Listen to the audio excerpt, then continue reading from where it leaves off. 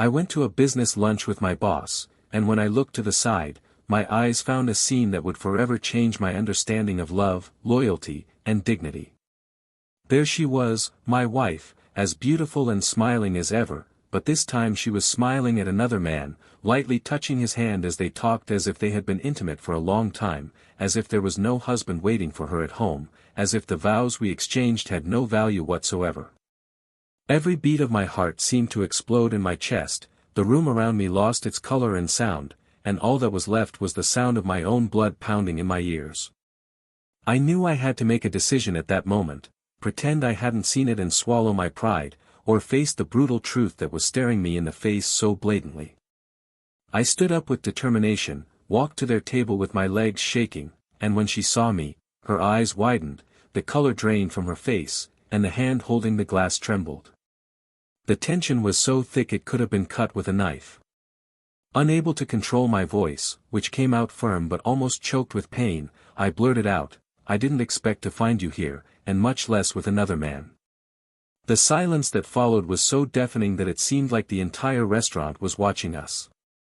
She trembled, mumbling that it was just a lunch between friends, but her eyes betrayed the guilt and fear of losing everything we had built. I knew, at that moment, that nothing would be the same again, that even if we tried to pick up the pieces, there was something irreparably broken between us. I left the restaurant feeling like the world was falling on my shoulders, each step towards the car seemed heavier than the last. When I got home, there was no more room for doubt or hope. I called my lawyer with shaking hands and asked him to prepare the divorce papers immediately. The pain burned in my chest like a live coal, but the need to preserve the little dignity I had left was greater than any desire to forgive at that moment. A few days later, the divorce letter was delivered to her. I heard from friends that, upon receiving it, she burst into tears, desperate to realize that she had lost the man who had always loved her, who had treated her like a queen even when everything between us had become routine. She tried to call her lover, but he, perhaps scared or simply bored with the game she proposed, did not answer her calls, blocked her number and went on with his life as if she were nothing more than a momentary diversion. She then understood, too late, the value of what she had lost. In an attempt to reverse the inevitable, she came after me, begged on her knees, swore that she loved me and that it was all just a mistake, that she was confused and needy, that she deserved a second chance.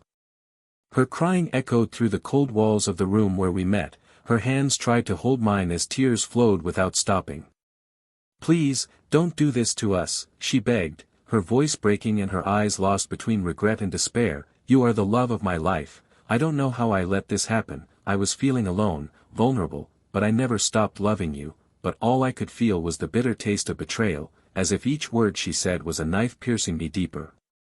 I relived in flashes every happy moment we had, every shared laugh, every plan for the future, and I saw everything being consumed by the lie she decided to live. Anger, sadness, and emptiness fought for space inside me like waves crashing in a rough sea, until, in the midst of the chaos, something unexpected was born, a feeling of liberation. I realized that I still loved her, but that I could no longer live with the constant shadow of doubt, that it wouldn't be fair to me to accept someone who chose someone else when I needed her the most. With a firm but calm voice, I finally answered, "I forgive you, but I can't live with you anymore. I need to move on, alone, and learn to love myself enough to never let them destroy me like that again." The silence that followed was heavier than any scream. Her eyes filled with a panic that I will never forget, as if she had just truly understood that she had lost the love of her life. She tried to get closer, but I stepped back, stood up and walked out of there with my head held high, each step echoing as a reminder that I was no longer the fragile man who had walked into that restaurant. As I walked outside, I felt a strange peace take over my chest, a calm that came not from victory, but from the certainty of having done the right thing for myself. Over the next few days, I saw the reflection of my decision in the eyes of the people who knew us. Some admired my courage, others surprised by how quickly I managed to get back on my feet. And it was in this process that I discovered that I didn't need her to be happy, that my worth didn't depend on the love of the person who betrayed me, but on the respect I had for myself. The nights that had previously been sleepless became peaceful, and each dawn felt like a new beginning. The places we used to go together took on new meanings, and each painful memory was transformed into a learning experience. I rediscovered hobbies that I had abandoned, reconnected with friends that I had neglected for so long, and for the first time in years, I looked in the mirror and liked the man I saw there. While she was drowning in regret, calling non-stop and sending increasingly desperate messages, I was building a new version of myself, stronger and more aware of what I deserved. There was no more hate, just the firm decision to never accept anything less than true love and mutual respect. Her words kept echoing in my mind, "I love you, please come back to me," but they no longer had power, they were just memories of a time when my heart believed in promises that I now know are worthless without action. I started traveling, having experiences that I had previously put off in the name of a marriage that, I realized, only really existed in my head. I met new people, places I had always dreamed of visiting, and every smile I received was a reminder that life goes on, even when everything seems to be falling apart. Little by little, I stopped missing what we had and started to feel grateful for having freed myself from those who didn't know how to value me. But there was something that still bothered me, something that I needed to understand in order to finally close this chapter of my life. What made her choose someone else over me, even though I was always by her side, even though I had done everything to see her happy? This question was eating me up inside, and I knew that only by finding the answer would I be able to move on completely free. And would I find this answer before it was too late to say goodbye for good? Welcome to the channel, where we never support any type of betrayal. Here, our stories are fictional, but they realistically show how infidelity destroys lives, corrodes hearts and leaves deep scars. Get ready to hear a shocking narrative that will stir your emotions. Enjoy the story and may this lesson never be forgotten. Ethan had always been a man with an easy smile, the kind of man who seemed to have been born to comfort troubled hearts and inspire confidence just by being there. From a young age, he had learned the value of hard work and honesty, inheriting from his father not only his name but also his willingness to build something solid from nothing. That was how, after years of effort, he opened his own financial consulting firm, an achievement he proudly shared with everyone he loved.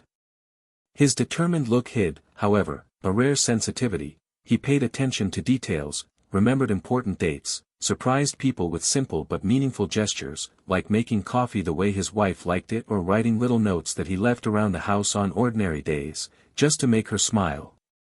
Emma, on the other hand, carried a charming aura that captivated everyone, with a delicate way of expressing herself, a soft voice that calmed everyone around her, and a contagious enthusiasm for everything that involved art, especially photography.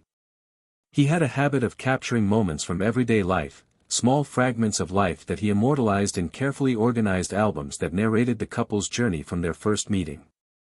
Together, Ethan and Emma formed a pair that aroused admiration wherever they went, and anyone who saw them side by side, holding hands or exchanging knowing glances, was sure that they were witnessing a rare, almost cinematic love.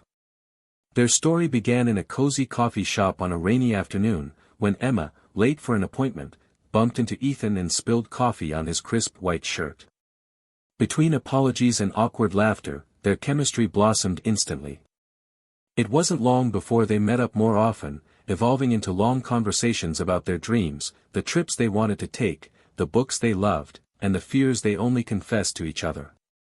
When they decided to move in together, they chose a bright apartment with large windows that let the sun flood into every room, walls decorated with paintings made by Emma, and plants that Ethan patiently tended.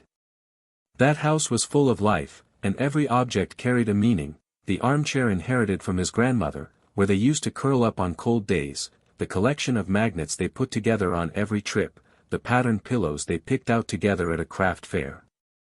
For their friends, they were living proof that true love existed, because even after years together, they still exchanged loving glances and supported each other unconditionally in difficult times. In recent months, however, routine had begun to show its silent claws. Ethan was increasingly absorbed in work, pressured by deadlines and goals that forced him to arrive home late, often when Emma was already asleep. He felt exhausted, but believed that every effort was worth it to ensure a peaceful future for both of them. Meanwhile, Emma, accustomed to her husband's loving presence, began to feel loneliness infiltrating the corners of the house, like a cold wind that makes one shiver even when he was not seen. She spent her afternoons alone, organizing her photo albums or watching series that they used to watch together, always hoping that the door would open and bring back the man she loved. Although they still talked during hurried breakfasts and exchanged messages during the day, the feeling of distance between them grew like a fissure that threatened to tear everything in half. Even so, there were moments when they seemed to get back in tune, small impromptu dinners when Ethan arrived early, long hugs in the kitchen while the pasta water boiled, unexpected laughter when they reminisced about old stories. These gaps of happiness served as a patch for the gray days, and both clung to them like someone holding on to a rope about to break.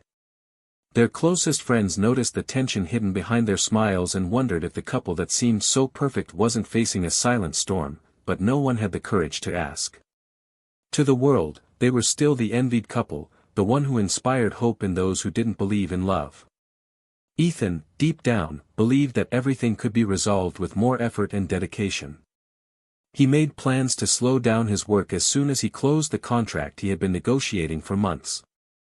During his sleepless nights, he mentally reviewed the itinerary for a surprise trip he wanted to take with Emma to the coast, where they had spent their honeymoon.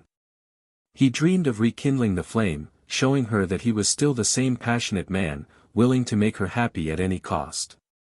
He had no idea that while he was struggling to secure stability, something imperceptible was creeping between them, something that did not depend solely on his good intentions or his sacrifices. Emma, on the other hand, felt increasingly confused. She loved her husband deeply, but she found herself immersed in a whirlwind of emotions that she couldn't fully understand. Missing him hurt her, and the loneliness hurt even more because it contrasted with the memories of such happy times. She tried to distract herself with photography classes, walks in the park and coffees with friends, but she always came home carrying an emptiness that not even the most beautiful albums could fill. On the weekends, when they finally had more time together, she felt happy and guilty at the same time, happy to have him there, but guilty for realizing that it was no longer enough to dispel the anguish that was building up inside her like dark clouds announcing a storm. The couple's mornings began promptly at 7, with the alarm clock ringing and Ethan getting up to make coffee while Emma took a shower. The table always had fresh fruit, hot coffee, and the daily newspaper, a tradition they had maintained since the beginning of their relationship. Their conversations, however, became mechanical. They talked about traffic, the day's commitments and trivial news, avoiding any subject that could unearth the insecurities that were growing like weeds. Sometimes they exchanged glances that said more than words ever could, but they quickly looked away, as if afraid to face the truth that was forming in silence between them. On the days when Ethan managed to get home early, they would watch old movies on the couch, wrapped in a blanket that Emma had sewn from scraps of clothing that held special meaning. On those nights, they seemed to rediscover the intimacy that had always been the foundation of their relationship. She would lay her head on his chest, listen to the rhythm of his heart, and feel protected, as if nothing could separate them. He, in turn, would gently stroke her hair, grateful that he could still experience such simple and, at the same time, precious moments. Deep down, they both believed that their love deserved to be saved, but they ignored the signs that something out of control was already advancing like invisible cracks. The apartment, the main setting for their daily routine, was a reflection of each of their personalities. Ethan's office was organized, with labeled folders, a bookshelf full of books on investments and business, and a photo frame with a picture of them on top of a mountain, smiling with the wind messing up their hair. Emma's studio, on the other hand, was an explosion of color and creativity, walls painted in soft tones, shelves filled with cameras, old negatives, and objects collected from their travels. When they were together in these spaces, it was as if each of them were in their own world, separated by doors that rarely opened. And yet, both believed that the simple presence of the other in the same home was enough to keep the flame alive. Fridays had a special meaning. It was the day for dinner at home, when they would choose different recipes, open a bottle of wine and cook side by side, laughing at their mistakes and celebrating their successes. These moments were as important to Ethan as they were to Emma, because it was when they could put aside the rush of work and reconnect, remembering what had brought them together from the beginning. On those nights, they would dance awkwardly around the kitchen to the sound of songs that had marked their history, exchange long kisses and whisper promises that everything would be okay. However, when dawn came, reality would take its toll again, and the cycle of routine and tiredness would begin again. Deep down, no one could say that there was no love between them. It was there, alive in every gesture, in every memory, but it was also hidden behind fears and insecurities that grew silently. The affectionate messages exchanged during the day served as a placebo for the physical absence, but they could not fill the emotional void that deepened with the passing of time. Still, both resisted admitting that something was wrong, as if the simple confession could make the house collapse once and for all. In moments of solitude, Emma would review the photos she had taken during the first years of their marriage, images that overflowed with genuine happiness, wide smiles, intertwined hands, looks that said, "I choose you every day." She missed the woman she was in those photos, the feeling of security that came from Ethan's embrace, the sparkle in her eyes that seemed to have faded amidst the routine. Ethan, in turn, missed coming home and finding her waiting with dinner ready, the smell of freshly baked cake that filled the apartment, the days when they would spend the entire afternoon planning the future while watching the rain fall through the window. They both wanted to be together again, but they were lost in labyrinths of silence and misunderstandings that, with each passing day, drove them further apart. Between hugs that no longer had the same intensity and conversations that stopped on the surface, time passed, dragging with it the hopes that everything would go back to the way it was before. But there was something in the air, something that neither of them could name, but that would forever change the destiny of that couple who, in the eyes of everyone, was synonymous with love and complicity. As the weeks passed, it became increasingly apparent that something was hanging over Ethan and Emma's relationship like a growing shadow, obscuring the small moments of joy that still lingered between them. Her smiles became rarer, their conversations shorter, and their outings as a couple became almost non-existent, replaced by excuses that piled up like rubble between the walls of the bright apartment that had once seemed like a perfect home. Ethan, consumed by work, noticed more and more signs of distance, but he tried to rationalize it, telling himself that everything would work out once he managed to finish the projects that left him exhausted night after night. His heart, however, insisted on alerting him that something was off, as if each averted glance or cold embrace was a silent scream begging him to notice what was going on. On days when Emma didn't have any commitments, she started going out alone more often, saying she needed inspiration for her photos or that she was meeting up with friends Ethan had never met in person. On those afternoons, he would find himself looking at the clock, anxious for the moment when she would come home and the routine would once again offer the solace of her presence. But when she did return, she would come back with tired eyes and a distant expression, and would quickly retreat to the studio, saying she needed to edit the photos for her next project. He respected her space, but his chest tightened with the realization that the home they had built was beginning to become just a place to sleep, and no longer a place to truly live. Fridays, once so special, began to lose their shine. On some of them, Ethan would arrive excited with bags of ingredients for dinner, only to find Emma telling him that she had already made other plans, always in a soft tone, as if it were something commonplace. The first few times, he would try to smile, wish her a good night and take the opportunity to catch up on work. But with each new refusal, the weight of loneliness became more unbearable, and he began to avoid even calling to confirm if they would be together, preferring to distract himself with reports and spreadsheets until sleep took him away from the reality he didn't want to face. Emma, for her part, found herself increasingly torn between the guilt and excitement she felt when she was away from home. On her outings, she met someone who awakened feelings she thought were dormant, easy smiles, conversations that made her feel alive, compliments that reminded her that she was still wanted. Each encounter filled her with adrenaline and fear, because at the same time she felt like she was betraying everything she had built with Ethan, she couldn't shake the feeling of being alive again.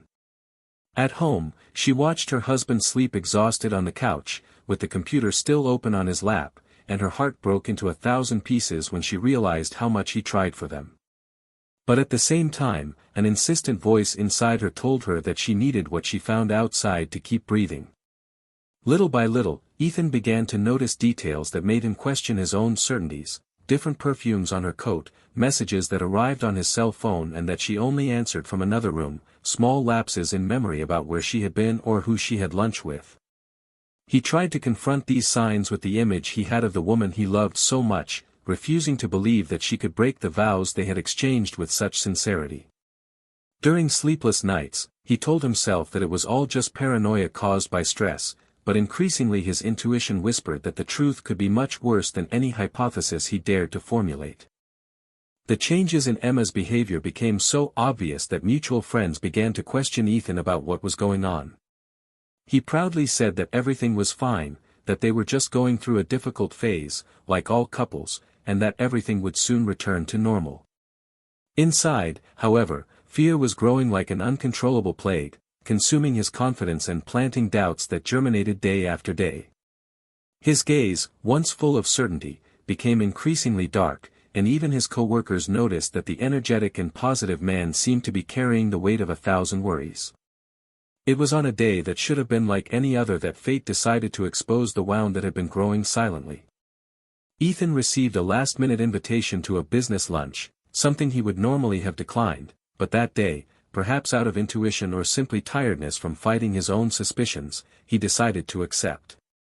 He arrived at the restaurant on time, sat down at the table reserved by the chef and, while he waited for the other guests, let his gaze wander around the busy room.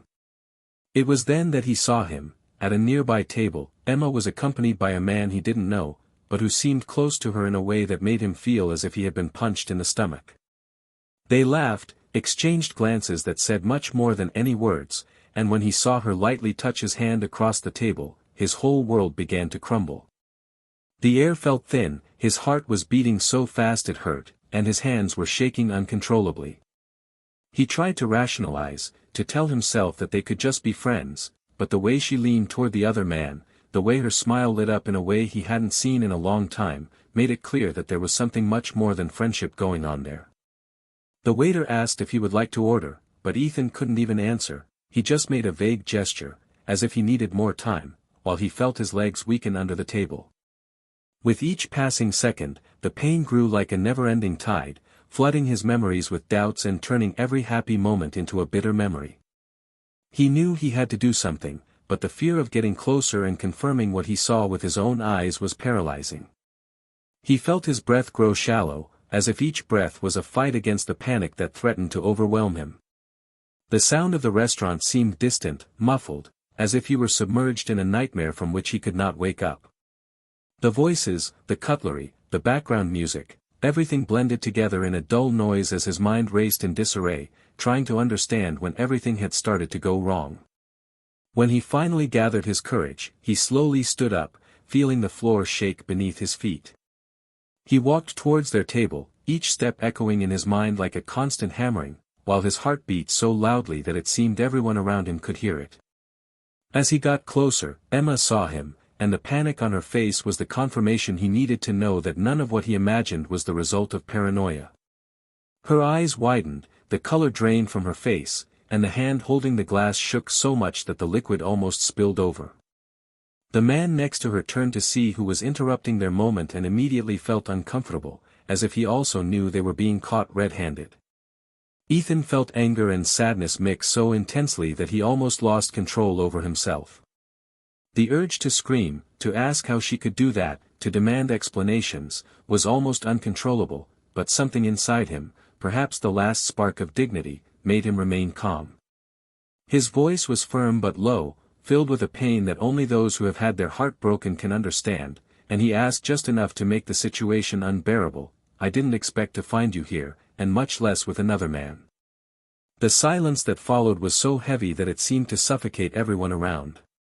Emma tried to stammer that it was just a lunch between friends, but the hesitation in her voice and the panic in her eyes spoke louder than any excuse. Without waiting for an answer, Ethan turned around and left the restaurant, each step feeling like a crossing of a minefield of memories and broken promises. When he got into the car, the tears that had been held back until then began to fall uncontrollably, washing a face marked by disbelief and the deepest pain he had ever felt. The drive back home seemed endless, and every kilometer he traveled was like reliving every detail of what he had witnessed. When he got home, he sat in the dark living room, stared into the void and knew that nothing would be the same again. There were questions that echoed in his mind like thunder. When did she stop loving him? What did he do or fail to do to make this happen? And most importantly, why didn't she have the courage to tell him the truth before everything got to this point? The only thing left to know was what the consequences of everything that had been discovered would be, because the real storm was yet to come. The silence that had dominated the house for days seemed to have become a living entity, filling every corner with a weight that crushed any hope of reconciliation. Ethan spent his nights awake, pacing back and forth, trying to find answers in walls that only returned echoes of the past. Emma, since the day she was caught, seemed like a ghost. She avoided looking at him, remained locked in her study or left without a destination, returning only when he was too exhausted to start any conversation. But that night, the sound of the door opening late, with hesitant steps, ignited something inside Ethan that he himself did not recognize. Sitting on the sofa, he watched Emma enter with her face swollen from crying so much, her eyes lowered as if the floor were more worthy than the gaze of the man she had betrayed. He stood up slowly, each movement imbued with a calm that was not serenity, but the stillness of someone about to break out into a storm. Emma took a deep breath, but her voice came out in trembling whispers, almost inaudible, as she said that she needed to talk, that she couldn't stand the silence anymore, that she needed to explain, because the pain she carried inside her chest consumed her more each day. Ethan interrupted her, firmly, but without raising his tone, saying that he didn't want empty apologies, that he would only accept the complete truth, no matter how cruel it was, because he was tired of half-words that only prolonged his suffering. Her eyes filled with tears that began to flow as she approached him, but he remained still, his arms crossed like walls built to contain any attempt at approach that didn't bring with it the absolute truth.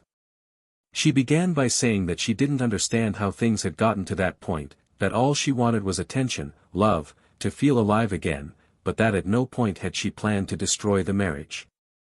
Ethan, his voice cracking with pain, asked if she had ever stopped to think about how he felt, how the nights he waited up for her or the mornings he drank coffee alone made him feel invisible, disposable, as if every effort he made for her was insignificant. His words cut her more than any scream could, for their controlled coldness conveyed the depth of the abyss that now separated them. Emma fell to her knees, crying with sobs that echoed through the apartment, saying that she had never stopped loving him, that every time she smiled at another man she felt like she was dying inside, but that she couldn't stop, as if it were an addiction to feeling desired. He looked at her with a mixture of compassion and repulsion, and it was then that the secret, the last piece of the puzzle, emerged with overwhelming force. She confessed, through stifled tears, that same week she had been caught, she had decided to end things with her lover in order to try to rebuild her marriage. But when she tried to call him, she discovered that the number was disconnected. Confused and desperate, she went to the man's work and discovered that he had suddenly quit, leaving behind only an envelope with a letter addressed to Ethan. Emma took the envelope out of her coat pocket and handed it to him with shaking hands, begging him to read it because she needed him to know the whole truth. With cold hands, Ethan opened the envelope and, as he read, his fury gave way to an almost inhuman numbness. The lover revealed that from the beginning he had sought Emma not only out of attraction, but because he wanted revenge. He was an old college friend of Ethan, someone who had lost a job opportunity due to a negative recommendation made by Ethan years ago, without him even knowing the consequences. The man had written that, when he saw Emma at a photography exhibition, he recognized in her the wife of his old enemy, and decided to get closer to her as a way to destroy his life from the inside out. The letter described details that only someone driven by resentment could plan, including the accidental first meeting, the carefully thought-out messages to gain Emma's trust, the lies told to make her feel special and the strategy to slowly push her away from Ethan.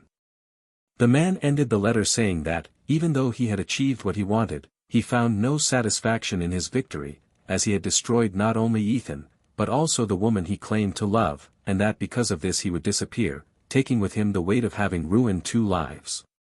Ethan's hands were shaking so badly he could barely hold the paper, his teary eyes running over each line as if each word were a dagger plunging deeper into his chest. Emma remained on her knees, sobbing that she had no idea she was being used, that she felt stupid, ashamed, and that she would trade anything to go back in time and stop this from happening. Ethan, dazed, walked to the window and rested his hands on the sill, feeling the cold night air hit his face as the weight of what he had just discovered pushed him into a bottomless pit. The betrayal, which was already unbearable in itself, now took on a tone of greater tragedy. They had been mere pawns in a cruel game driven by a resentment they had not even known existed. His mind spun in circles, trying to process how his life had been torn apart not only by his own mistakes or hers, but by a plot as sordid as it was improbable. When he turned to Emma, he found in her eyes a mixture of regret, fear, and desperate love. She stood up, approached him with uncertain steps, and tried to hold his hands, but Ethan stepped back, shaking his head with a look of disbelief and pain. With a choked voice, he asked why she hadn't spoken sooner, why she hadn't trusted him when she realized something was wrong, why she had allowed the situation to reach a point of no return. Emma sobbed that she was ashamed, that she feared losing the man she loved most in the world, and that every day of silence made her feel more trapped in a lie that only grew. With each word she said, Ethan's anger mixed with an overwhelming sadness, because even though he tried to hate her, he saw the woman he had always loved, who had been by his side through every victory and every fall, and who was now as broken as he was. The silence that followed was broken only by the sounds of broken hearts that filled the apartment like a funeral melody. Ethan took a deep breath, closed his eyes as if searching for strength in the depths of his own being, and finally spoke with a serenity that seemed to cut through the air. He said he forgave her, but that he could no longer go on. That the betrayal, even if it had been manipulated by someone else, was too real to be forgotten, that the scars they would carry would not allow them to go back to being who they were before, and that they both deserved a chance to start over, but not together. Emma burst into tears, begging him not to give up on them, but Ethan just walked away, saying that he needed to find peace away from her, that he needed to learn to live without fear of being betrayed or deceived again, that he needed to rediscover himself without carrying the burden of what they had become. The night wore on as they remained there, amidst suitcases being dragged, words of goodbye whispered between tears and the sound of doors closing with the finality of someone who knows there is no going back. When Ethan left, he took not only his clothes, but also the decision to never again accept less than he deserved, the certainty that sometimes forgiving is more about freeing yourself than about forgetting, and the awareness that love, when it is true, should never be played on a revenge board. Emma was left alone, sitting on the floor of the apartment that now seemed huge and empty, holding the letter that revealed not only the secret that destroyed everything, but also the most bitter lesson of her life, that those who cheat, even believing they will never be caught, risk losing forever what they love most. Ethan left the apartment as if he were emerging from a battlefield, each step echoing the weight of the decision he had made, and the cold night seemed to absorb all the pain that pulsed through his veins. The dimly lit streets reflected his loneliness as he walked aimlessly, letting the wind carry away the last memories of a home that no longer existed. In his chest, the mixture of relief and anguish made it difficult to breathe, but he knew he had to keep walking. He had to get away from everything that reminded him of the broken promises and the smiles that now only served to hurt. He found temporary shelter in a small hotel, where the smell of aged wood and clean sheets contrasted with the chaos he felt inside. In the solitude of the room, he looked at his own reflection in the mirror and realized that he no longer recognized that man, the deep dark circles under his eyes, the red eyes, the expression hardened by suffering. But, amidst the pain, he also noticed a gleam of determination that he had not seen in himself for a long time. In the following days, Ethan devoted himself to reorganizing his life, looking for a furnished apartment to start over and moving his things little by little, always at times when he knew Emma would not be home. Each boxed object carried the memory of happy times and dreams that would never come true, but with each sealed box he felt that he was also closing a cycle, preparing himself for a future that, although uncertain, would be his alone. In silence, he began therapy, trying to understand how he had allowed his life to be invaded by someone driven by hatred, and how he could avoid carrying forever the bitterness that threatened to devour him. The weekly meetings with the psychologist became a refuge, a safe space where he could confess his fears and find the strength to rebuild who he was before everything fell apart. Meanwhile, Emma remained trapped in the empty house, feeling swallowed up by the walls that seemed to echo her loneliness and regret.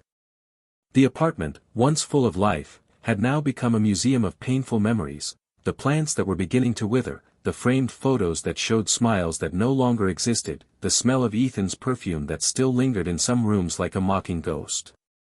She would spend hours sitting on the couch, waiting for a message, a call, any sign that he might reconsider, but silence was the only answer. In moments of despair, she would try to write long emails asking for forgiveness, but she would end up deleting each word before sending them, because she knew that nothing she said could undo what had happened. One day, on an impulse, Emma went to Ethan's new apartment. When he opened the door, surprised, he found her with a pale face, swollen eyes, and her hands pressed against her chest as if she were holding something about to break. Before he could say anything, she began to speak with a choked voice, spilling out the words as if they were her last chance. She said that she could no longer bear the emptiness, that every corner of the old house reminded her of the love she had thrown away, that the nights were endless and that the pain consumed her like fire. Ethan took a deep breath, feeling a pang of compassion, but also the strength he had gained with effort in the last few weeks. He calmly replied that he understood her regret, that he also blamed himself for not having noticed the signs that something was wrong, but that now he needed to think about himself, he needed to learn to be happy without depending on someone who had once made him feel small. Emma approached, held his hand tightly, tears falling uncontrollably, begging him to give her a chance to show her that they could still be happy, that she had learned the most painful lesson of her life and that she would spend the rest of her days proving her love if necessary. Ethan, feeling the warmth of that familiar hand, closed his eyes for a moment and let the memories of what they had lived together parade through his mind, the trips, the sleepless nights talking about dreams, the hugs that seemed eternal. But when he opened his eyes, he saw not the woman he had known, but the person who had chosen to hurt him, and he realized that he would never be able to rebuild the trust that had been shattered. Gently pulling her hand away, he walked away, saying that he truly forgave her, but that he could no longer live with the constant fear of being betrayed, that he deserved to live in peace and that she needed to find her own redemption without depending on him. The silence that followed was more painful than any words, filling the space between them like an unbridgeable chasm. Emma tried again, asking if they couldn't at least be friends, but Ethan shook his head slowly, explaining that he needed distance to heal his wounds, because every contact with her was like ripping off the scab of a wound that was still bleeding. With tears in his eyes, he asked her to take care of herself, to seek help, because he didn't want the suffering to destroy her, but he made it clear that, from that moment on, they would each go their separate ways. Emma broke down in tears in the hallway of the building, while Ethan closed the door with trembling hands, feeling that he had just closed the most important, and most painful, chapter of his life. In the months that followed, Ethan threw himself into new projects, picked up hobbies he had abandoned, and reconnected with friends who reminded him that there was still joy to be had. He began running every morning through the neighborhood streets, feeling the wind on his face like a promise of freedom, that each step took him far from the past. He met new people in casual encounters, discovering that his heart was still capable of beating faster, but in no rush to give himself over again. He learned to smile alone, to cook dinners just for himself, to celebrate small daily victories that he had previously taken for granted. The scars remained, but instead of defining him, they became reminders of what he had overcome. One afternoon, while drinking coffee at a bookstore, she met someone who shared similar interests, someone with whom conversations flowed effortlessly and silences were comfortable, not oppressive. The sparkle in Ethan's eyes returned, this time not because he was in a hurry to find a replacement for his lost love, but because of the hope that life could still surprise him in good ways. In his thoughts, he was grateful for having had the courage not to insist on something that was destined to fall apart, for having learned that love also means knowing when to let go. Emma, meanwhile, in the midst of therapy sessions that made her revisit each wrong choice, sought to rebuild who she was before she lost herself in the search for validation. With each week, she realized that the pain would not disappear anytime soon, but it could be transformed into learning if she had the courage to face her mistakes. One day, driven by a memory of how alive she used to feel through photography, Emma decided to resume her projects, capturing images of streets, unfamiliar faces, and details she had previously overlooked. The process was slow and painful, but little by little she felt less suffocated, more aware that she needed to forgive herself before seeking forgiveness from others. With each click, she tried to capture not only what she saw, but also the silent promise that she would never repeat the same mistakes. In an album she began to put together, she wrote on the first page, "Pain has changed me, but it will not define me forever." Meanwhile, Ethan followed her small advances from afar, through mutual friends, feeling proud but without any desire to get closer. He knew that they were both exactly where they needed to be, he, free to build new paths, she, facing the ghosts that led her astray. The last time they crossed paths, by chance, in a coffee shop they both frequented, they exchanged long, silent glances, full of longing and resignation, but also of respect for everything they had lived and learned.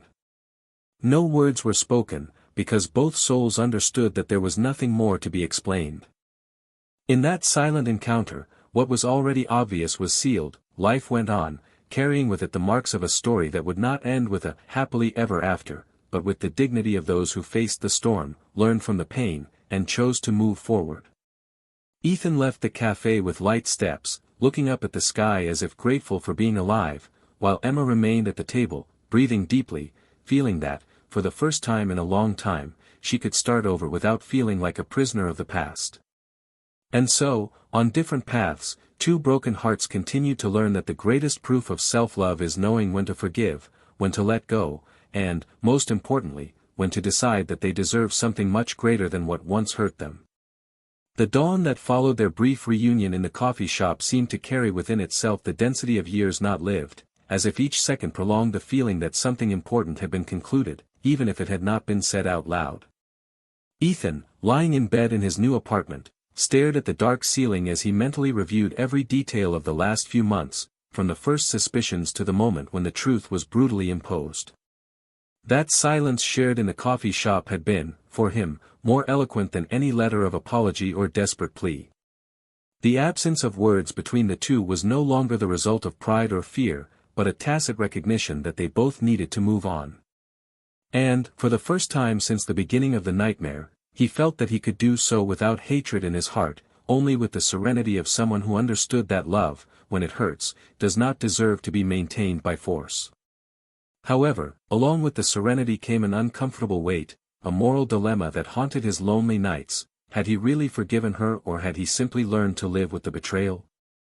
This question haunted him in every corner of the apartment, during every solitary meal, in every brief conversation with friends who cared but didn't know how to console him.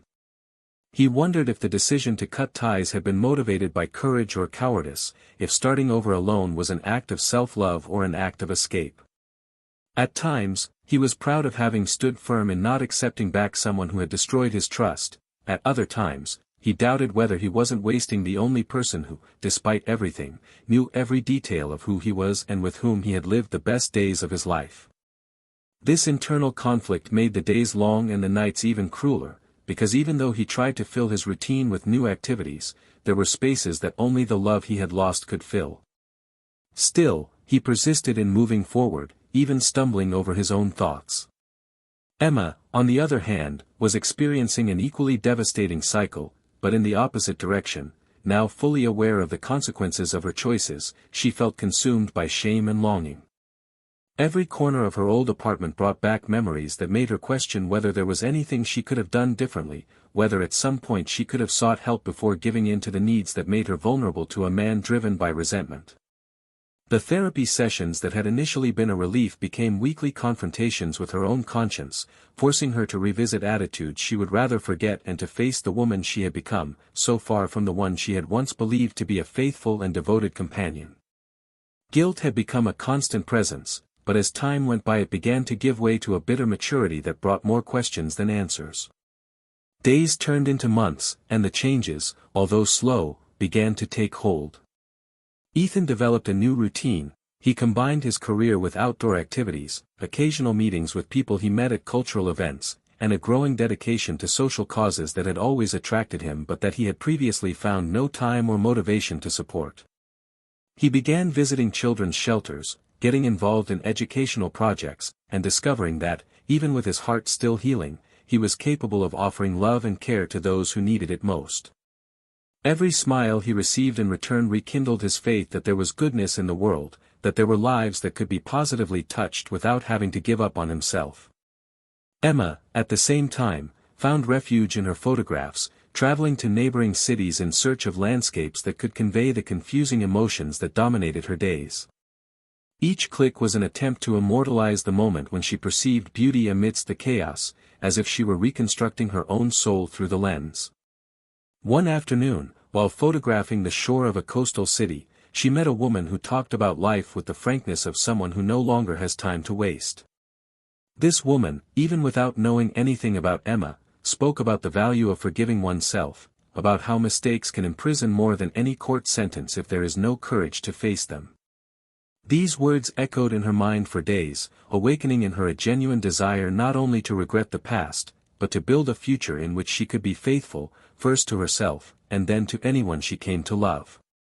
Mutual friends, who had previously tried to bring them closer together with poorly formulated advice or improvised meetings, realized over time that the distance between them was no longer a whim of fate, but a conscious choice that they both made to respect the healing process. The conversations that reached Ethan about Emma showed that she was rebuilding herself, and although he did not feel like resuming the relationship, he found peace in knowing that the woman he loved had not completely surrendered to the darkness. At times, he would become curious about how she saw everything they had been through, but he preferred to silence the impulse, knowing that certain questions would never bring answers that would heal the wounds. As life began to return to a more stable rhythm, Ethan began writing about his experiences, initially as a way to vent, and then as a real project to share his story so that other men and women who had gone through the pain of betrayal would know that they were not alone.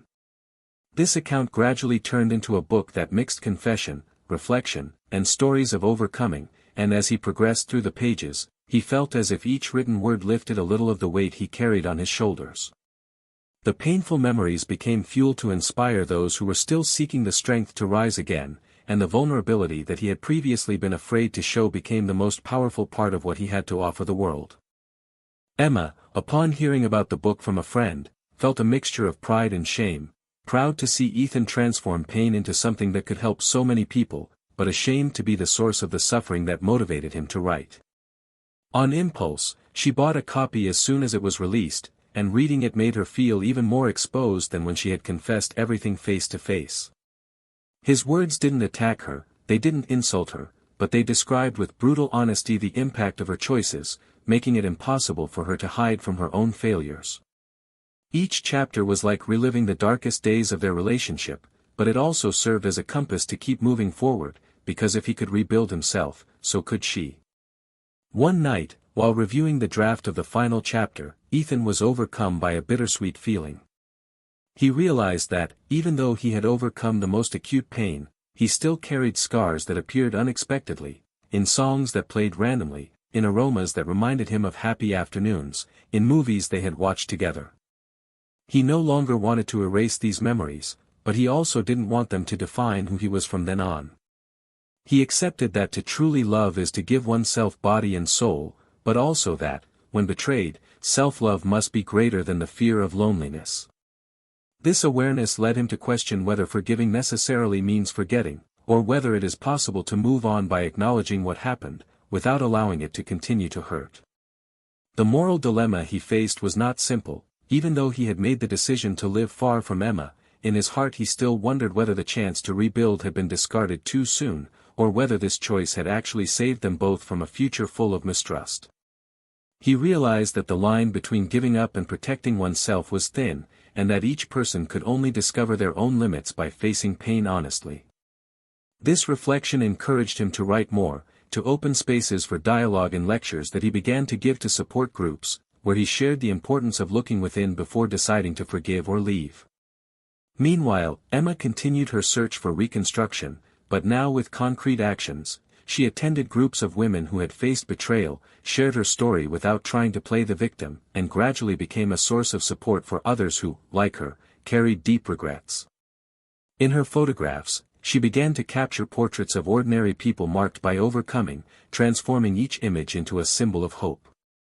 Her work began to gain recognition in local exhibitions, and for the first time in a long time, she felt proud of what she did, even though she knew she could never erase the mistakes of the past.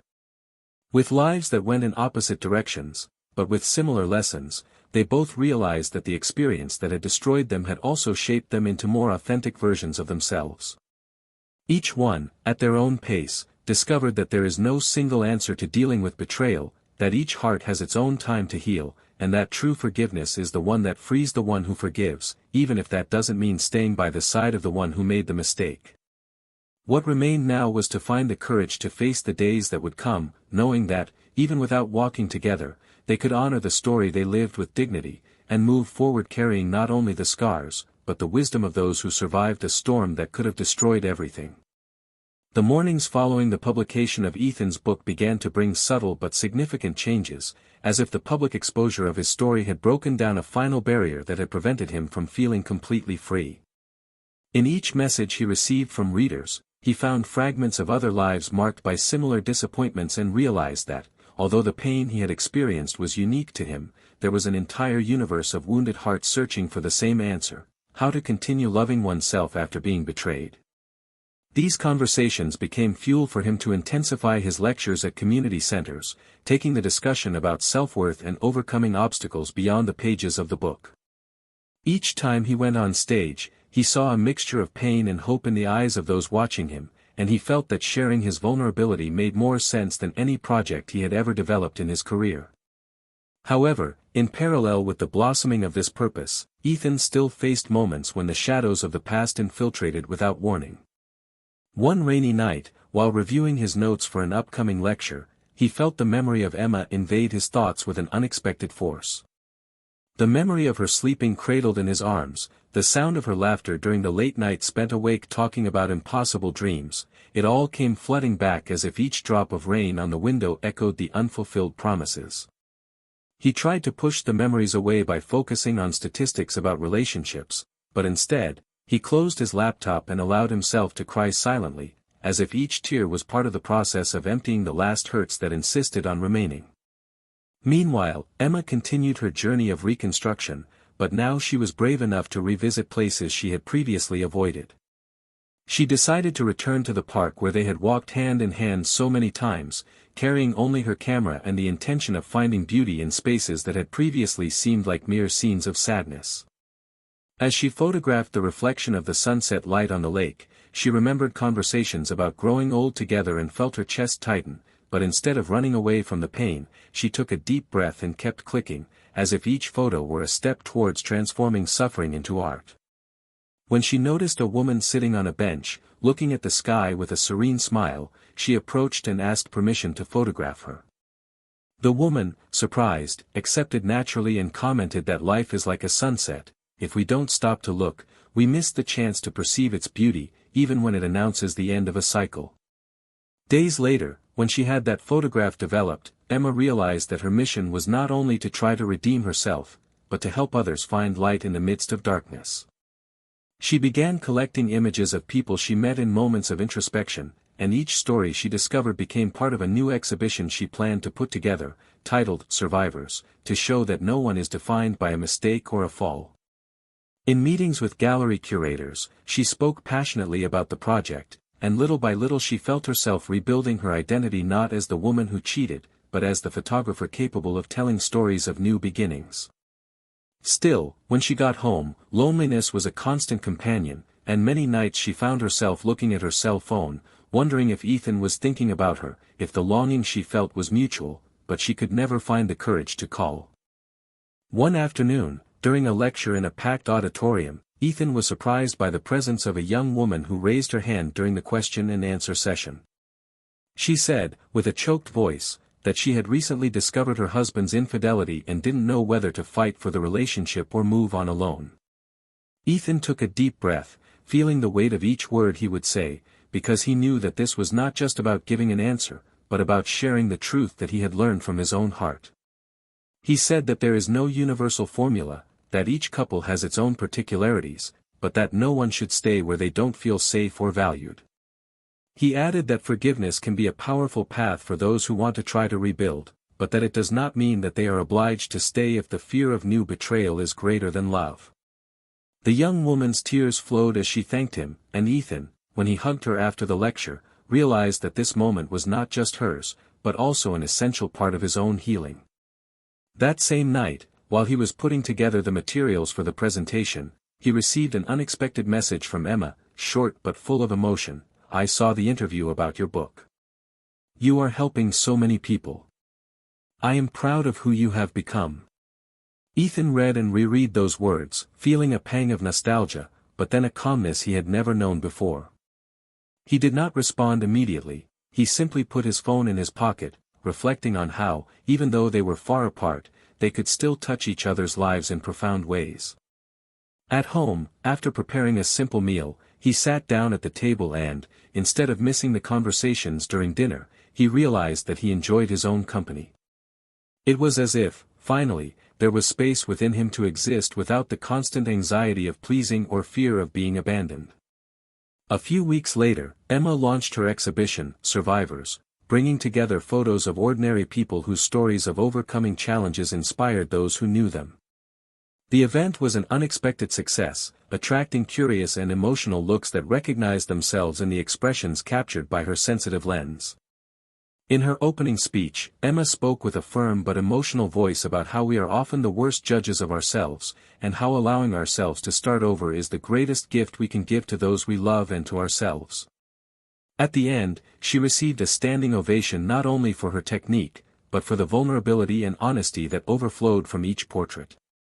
When she stepped down from the stage, she found friends who hugged her with pride, but the look that struck her most was that of a lady who held her hand and whispered that her photos had given her the courage to forgive her own son, who had been estranged for years because of past mistakes.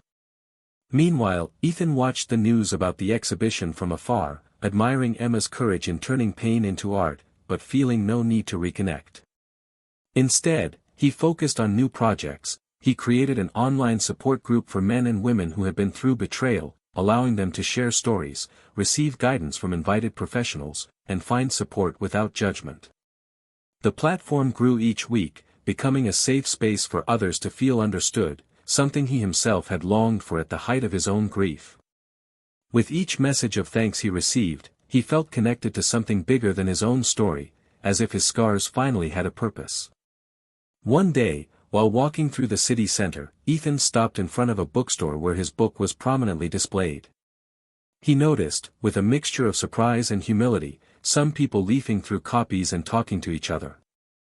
A gray-haired lady noticed his curious look and started a conversation, saying that she had bought the book for her daughter who was going through a painful separation, and that she believed that the words contained in it could help her.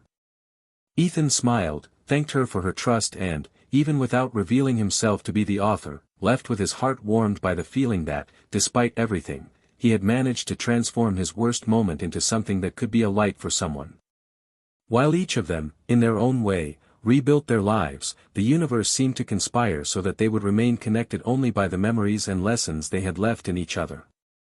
Emma continued traveling, taking photographs, and learning stories that helped her better understand her own journey. Ethan, in turn, delved deeper and deeper into initiatives that amplified his voice as an advocate for self-love, becoming a reference in lectures that filled auditoriums and virtual rooms.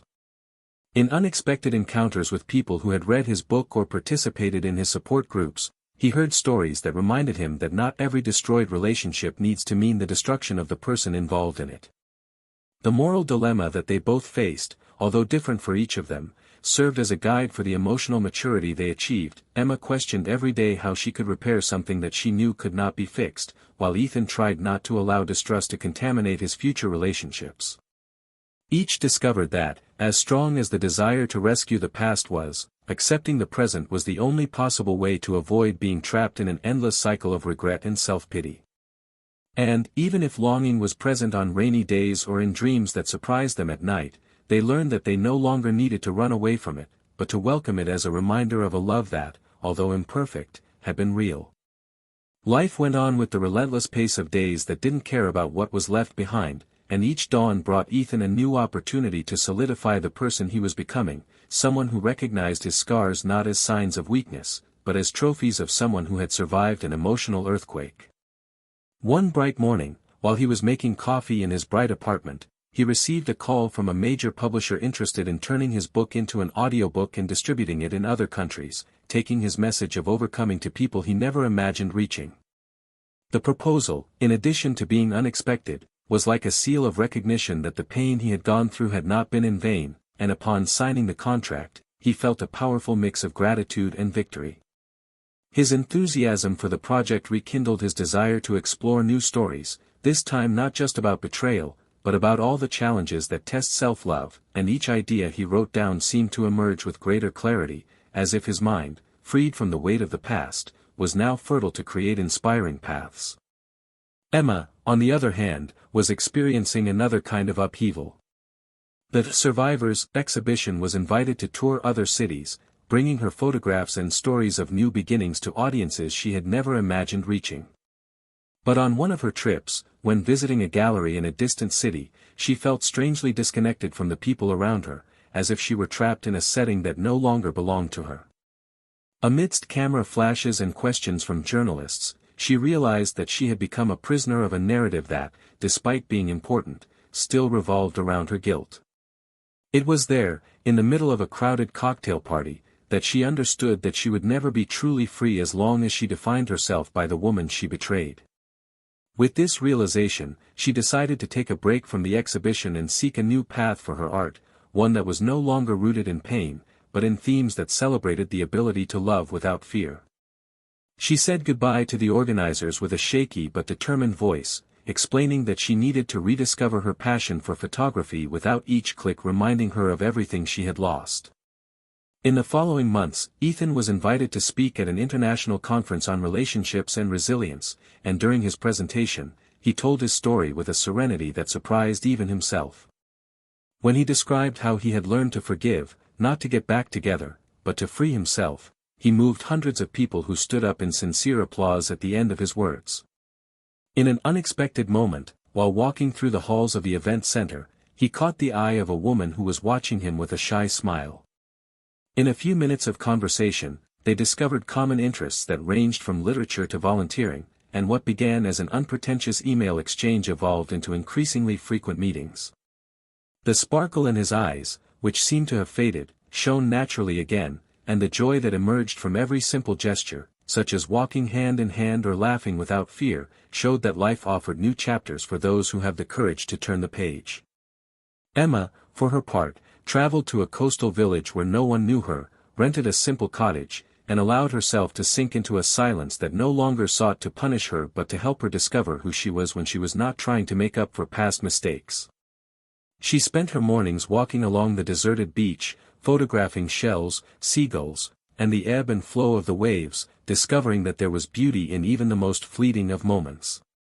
In the afternoons, she sat in small cafes observing ordinary people, capturing in notebooks expressions and fragments of conversation that inspired stories yet untold. As she felt more whole, she began writing letters she would never send, addressed to Ethan, in which she thanked him for the part of her journey they had shared and confessed that, even though she loved him deeply, she understood that the greatest act of love she could offer was to let him live free of his regrets. On a late afternoon with an orange sky, while Emma was recording the reflection of the sun on the calm sea, a group of children ran nearby, laughing without worrying about tomorrow. That scene made her realize that lightness was something she could choose every day, even if the memories still came back, because pain didn't have to be an eternal companion.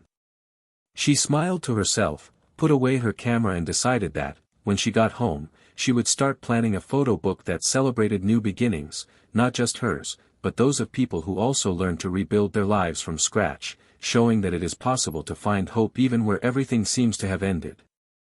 Meanwhile, Ethan walked down a tree-lined street, watching the leaves gently sway in the breeze, reflecting on how the greatest lesson he had learned from the entire experience was recognizing that love is not enough to sustain a relationship if there is no respect, commitment, and loyalty. He understood, now more than ever, that even if you love someone deeply, sometimes you have to let them go, not out of weakness, but out of dignity and self-love. In a frank conversation with his new partner, he explained that he would never allow past mistakes to define how he would treat those around him, but that he would also not tolerate any sign of disrespect, because he had learned, the hard way, that trust is the basis of everything. On the last page of the new book he began writing, Ethan dedicated a few lines to those who were still suffering in silence after a betrayal, reminding them that even when everything seems lost, the strength to move forward already lives within each person, just waiting to be awakened. He ended with a thought that has come to guide his choices: we cannot control the actions of those we love, but we can decide to what extent we allow those actions to define us. This book, more mature and hopeful, became an even greater success than the first, because it spoke not only of survival, but of rebirth. Thus, while Emma found a path to redemption in art and Ethan rediscovered love in another heart, their story ended not with reconciliation, but with the certainty that each had fulfilled their role in the other's life: he, showing that it is possible to love without losing yourself; she, learning that betrayal does not only destroy the other's love, but also her own ability to trust herself. Neither of them was the same after what they had experienced, but both moved on, stronger, more aware and, above all, freer to write new chapters that no longer needed to carry the shadows of the past. If you've followed this story so far, comment on what you thought, share your opinion on the characters' choices and tell us how you think you would have reacted in their place. Don't forget to subscribe to the channel to receive more impactful stories like this one. Always remember, betrayal destroys families, erodes homes and destroys the trust that takes years to build, but it can teach valuable lessons to those who have the courage to face the truth. And we reiterate, this channel does not support any type of betrayal. Thank you for listening until the end.